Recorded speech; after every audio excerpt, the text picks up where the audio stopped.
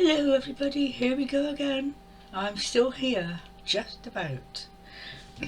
I've called this video The Sum of All Fears, which is the title of a film, Ben Affleck and a Nuclear Threat, because quite honestly, I've been through every fear possible the last few days, well, since I spoke to you last week. I don't know where I've been, I just know I've had to face every fear and I'm exhausted. And still no help. Well, actually I did have a bit of help, which I'm going to tell you about. I don't know where I got to in the last saga, but it's just escalated into something out of a magazine. I'm going to write to Lancet actually about this, because it's just appalling treatment. Well, of course, medic, you see, there's too many of us in the world, and on NHS it's all free. They don't really, they do care, but they haven't got time to care. Anyway, the wound got worse. Did I tell you that it had? I'm not sure. I don't know. I don't know. Anyway, the wound suddenly erupted. That what was in there decided to come out, and so I had to go to the surgery. I couldn't drive. I had to get a taxi, and the lady there dressed it very well, and and I couldn't get home. Oh, we can pick you up at 6 o'clock. No, that's no good. I've got to get home. So fortunately, somebody in the surgery was waiting in the waiting room, heard me, and she took me home. So that was the first lesson, you know, in trust. I found this experience is you have to let go of everything. All your preconceived ideas, all your notions about wearing eyelashes, and God, although I don't. You know what I mean? Everything that you thought was safe is not. It has to be taken away, destroyed, whatever, and this is what I've found. I mean, the things I've had to do or not to do, I've had to go out without shoes on because I haven't got any that fit. You know, you have to do some things that you would never normally do. So anyway, she brought me home in a taxi and that was fine. The wound lasted, it's on my leg and it's really quite nasty.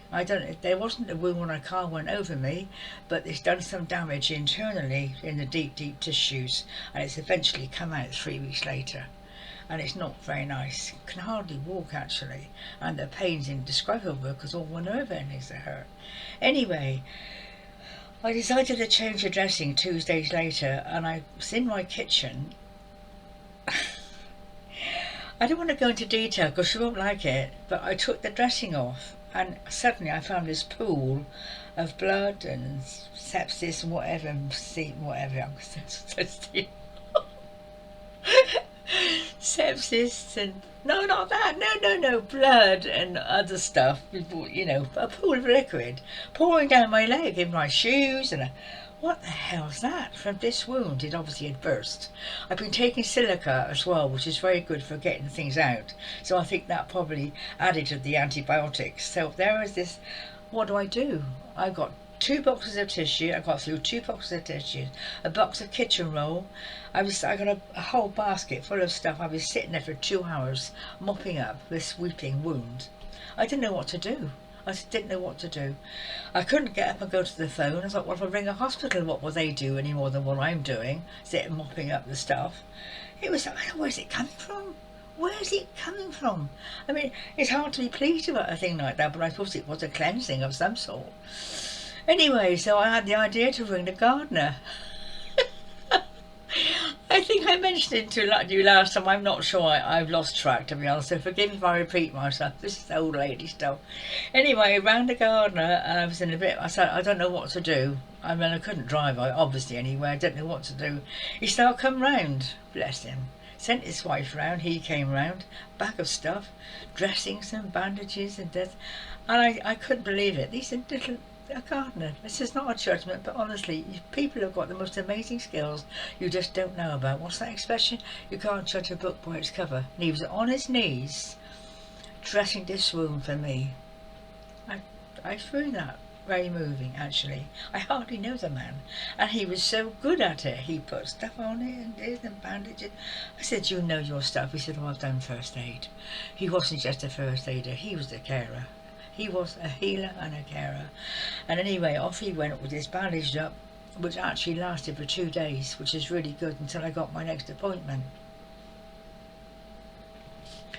I forgot where I'm going with this. I'm still in this. I've just been to a doctor's, not a row. Yeah, I just had a row. Well, I'll tell you the other bit first of all, because fears. I mean, every fear imaginable, like being unable to get home, having to rely on someone to pick simple things like that, just bigger things. And when I was sitting there with this stuff pouring out of my wound, I thought, what do I do? And the gardener friend came round, Steve, his name. No, not is not what Richard. He said, you have to go to Louth E&E, that's the hospital. I said, oh, not again. I can't. What would they do? Anyway, it's late at night. I have to go to Lincoln again. Who's going to take me? Well, he said he'd take me, but, you know, what would they, you have to reason. With these sort of things, it's no good relying on psychic stuff. That helps as well. But you have to reason, weigh things up. And what I have found, more than anything else, is the situation brings up other people's fears. That's to watch, because people will say things and it will immediately latch on to one of yours, and you've got to check it out. Is this for me or not? So when he said go to hospital again, my immediate reaction was, for the last one, see, I've learnt. When she said go to hospital, I'll send you a taxi, I thought no, I did go then. But when he said no, I'll try and manage it on my own. And he and I both did manage it without going to hospitals and stuff, but that was his fear, you see.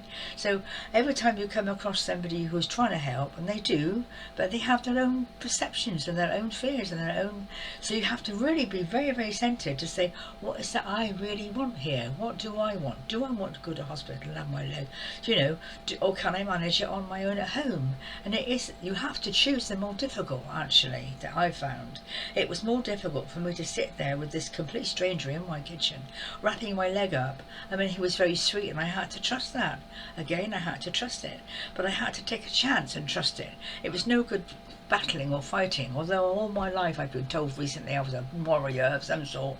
So your warrior skills come in handy. You have to fight other people's demons, not necessarily your own, because they will latch on very easily. And we have to check them out.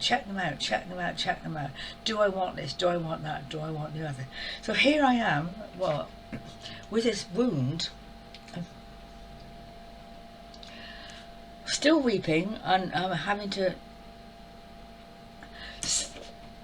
and I just want to share with you this particular fear, because it's taken me a long time to get to it. And of course lots of fears about me on my own, being in control. You have to be in control, you know.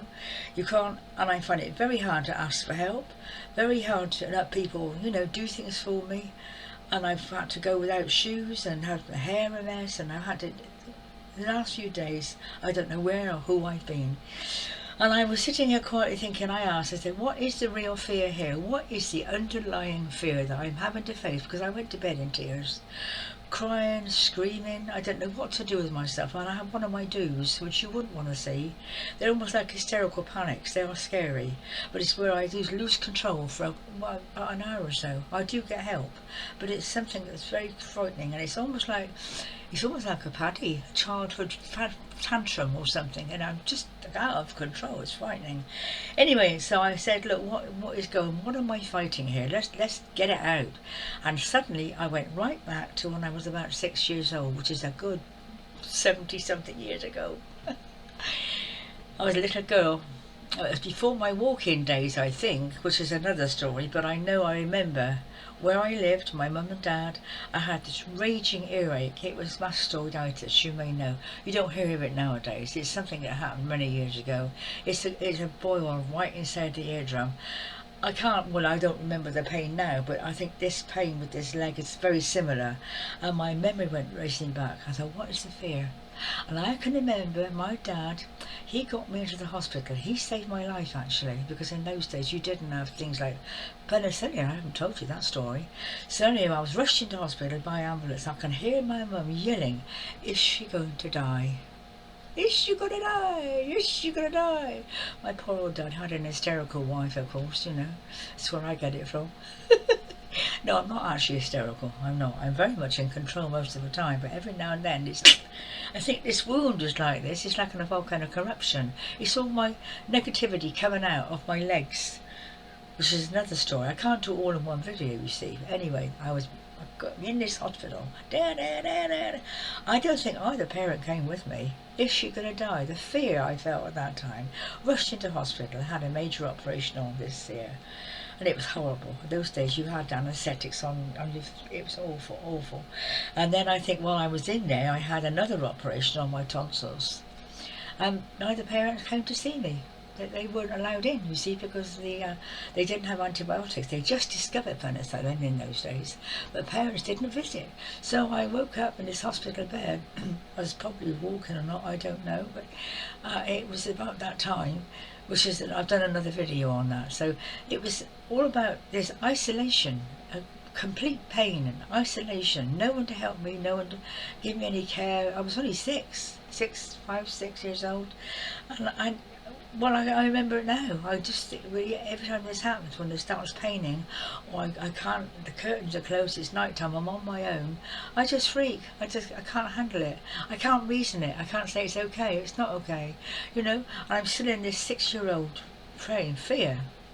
So, I mean, it obviously will be healed at some point, but it's every little fear that I've had has come up, and I'm still, this morning, I'm not sure how much time I've got, darlings. Couple of minutes. I went to my doctor's. I woke up, the wound is, the bandage is, it needs replacing. I haven't got spares. Sometimes I have. I tried to do it with what I had. It's not good enough. I'll have to go to the doctor's surgery, which is not far away. The woman said, come back, if it starts to weep again, we'll replace the band. That's what she said. So I better ring them first of all. You know what it's like. Well, you may not know. Doctor's surgeries. You can't get in. You can't get a call. It takes about 10. You are 10th in the queue, and you get this bitchy woman at the end of the phone. You know, who doesn't know what you're doing. Oh well, I have to go to the treatment and try ask them what to do. I said, look, I can call round for a dressing. I'll put it on. I don't have to see somebody. Oh no, there's no way of calling them. I have to go round. I'll wait for a call. It never came. It never came. So I thought, I've got to go round. This needs doing. I've got, you know, it's a necessity. So I went round there, and great. I mean, this is the way to get your anger. This is the way to get well. Get angry. Your energy, the adrenaline comes up. You get your sword out. You start to fight. You know, fight for your rights. Anyway, I got there. The receptionist. Oh, I expect you know about receptionists. Well, I'll make you an appointment. I said, an appointment is too late. I need it changing now. It's swooping down my leg.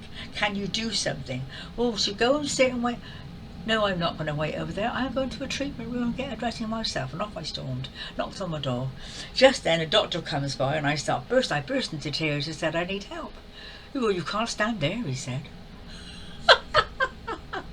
This is a compassionate world we're living in. You can't stand there, you can't ring this, you can't do that. Just die. You know, it'd be a lot easier for us all, wouldn't it? But I persisted, and eventually someone did come. The very nice girl that helped me last week, the little Chantel, bless her heart, said, I'll take you to a treatment room and I'll replace the dressing for you now. Yes! Triumph! Why do we have to fight so hard for justice? Why do we have to fight so hard? So I guess the lesson is trust in the unknown. If you've got a strange man in your kitchen dressing a room, it's okay. You can go out without shoes on because they don't fit, it's okay. You don't have to put eye makeup on and get your hair done. You can look a bloody mess because that's what's care homes, hospitals, they don't look glamorous. You got to look unglamorous. You got to look the part, you know. You got to look really, oh, you do look ill, you know, screaming in pain and no. Drama queen. So here I am. I've got a new dressing on my leg. I'm going to get a cup of coffee now. Take another antibiotic. Don't talk about antibiotics. I'm taking kefir yogurt, which I think is a good balance for the gut bacteria. So there we go, darlings. Another saga to enjoy. Lessons learned. Fears abound. Always check out what the fear is. If you can't handle it, what is the fear? Because you can handle it. I handle everything. But you have to know why, what, where, who. And it's not pleasant. You have to go back to being 6 years old even.